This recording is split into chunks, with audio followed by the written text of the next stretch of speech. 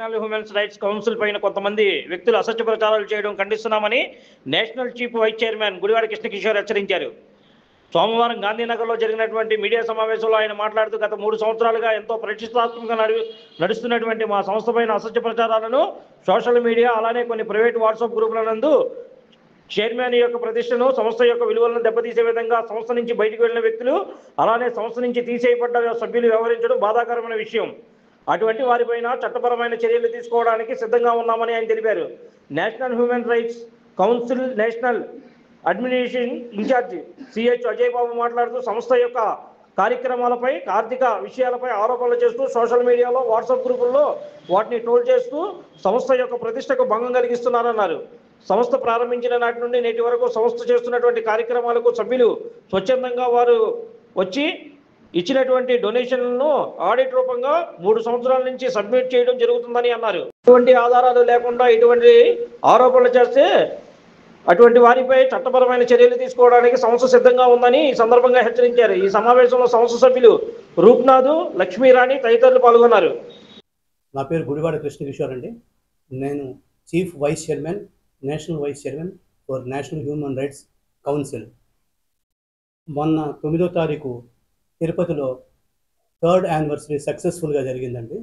ఆ సందర్భంగా చాలామంది మెంబర్స్ వచ్చారు. We are very happy for that. మధ్యలో ఏమైందంటే ఒక లేడీ మెంబరు మా దాంట్లో నుంచి రిజైన్ చేసి వెళ్ళిపోయారు. ఆ సందర్భంన మా చైర్మన్ గారు డాక్టర్ సంపత్ కుమార్ గారు ఆమెకి మా వల్ల కానీ, మా సంస్థ వల్ల కానీ ఏదైనా ప్రాబ్లం అనిపించింది కాబట్టి నేను సారీ చెప్తున్నాను అని చెప్పడం జరిగింది. దానిని మా మెంబర్స్ కొంతమంది వెళ్ళిపోయిన వాళ్ళు, మేము నేషనల్ హ్యూమన్ రైట్స్ కౌన్సిల్ అని తీసేసిన వాళ్ళు ఆ ఒక్కటి సారీ చెప్పింది టేప్ చేసి మన యూట్యూబుల్లో, అన్ని ఛానల్స్లో, మన సోషల్ మీడియాలో దాన్ని ప్రాపగండా చేస్తున్నారు. ఇది చాలా తప్పు. మొత్తం కనుక చెప్పదలుచుకుంటే మొత్తం చేసింది స్క్రీన్ చేయాలి, కానీ అదొకటి చేస్తాం తప్పు.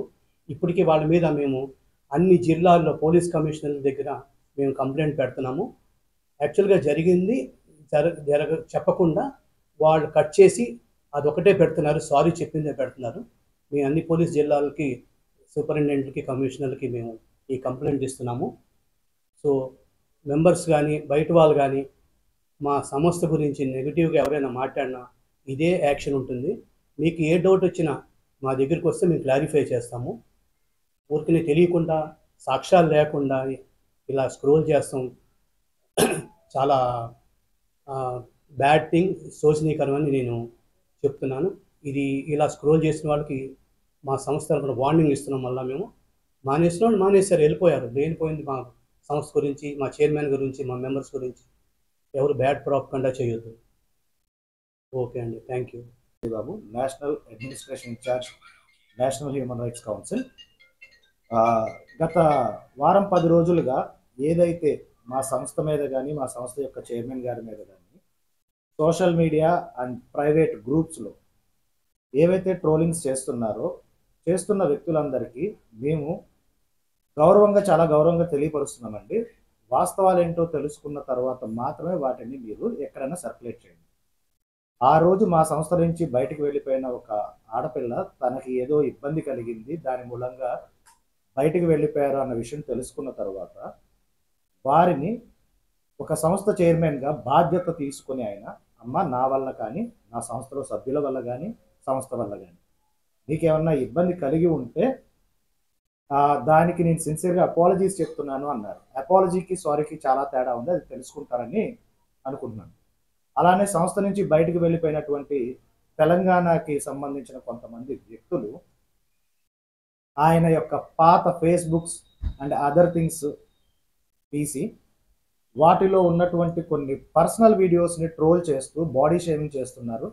అలాగే సంస్థ యొక్క విలువల గురించి కానీ, సంస్థ ఏదైతే కార్యక్రమాలు చేస్తుందో ఆ కార్యక్రమాలకు వస్తున్నటువంటి ఆదరణను చూసా లేక వేరే కారణాల వల్ల తెలియదు, కానీ వీటిపైన ఆర్థిక ఆరోపణలు చేస్తున్నారు. మేము ఇప్పటి వరకు చేస్తున్న ప్రతి కార్యక్రమం మేము స్పాన్సర్స్ దగ్గర నుంచి తీసుకున్నవి, వాళ్ళకి రిసిప్ట్ రూపంగా వెళ్ళిపోయినాయి. అలాగే సంస్థలో ఉన్న సభ్యులని పలానా కార్యక్రమాన్ని ఇలా తలపెట్టాము అంటే వారు ఇష్టపూర్వకంగా ఇచ్చిన డబ్బుని మాత్రం తీసుకున్నాము. వారి అందరి పేరు మీద, వారి ఐడి కార్డుల పైన, వాళ్ళ ఐడి నెంబర్స్ మీద మేము అక్కడ ఏదైతే ఆడిట్ సబ్మిట్ చేయాలో ఆడిట్ సబ్మిట్ చేసి ఉన్నాం.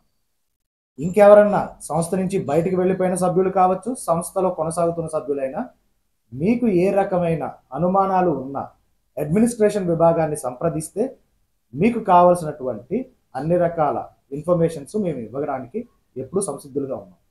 అది కాకుండా వేరే ఏదన్నా నెగిటివిటీ స్ప్రెడ్ చేస్తే మీడియా ముఖంగా మేము వారిపైన చట్టపరమైనటువంటి చర్యలు తీసుకోవడానికి సిద్ధంగా ఉన్నామని తెలియపరుస్తున్నాం. Thank you. Like, subscribe and press the bell icon for new updates.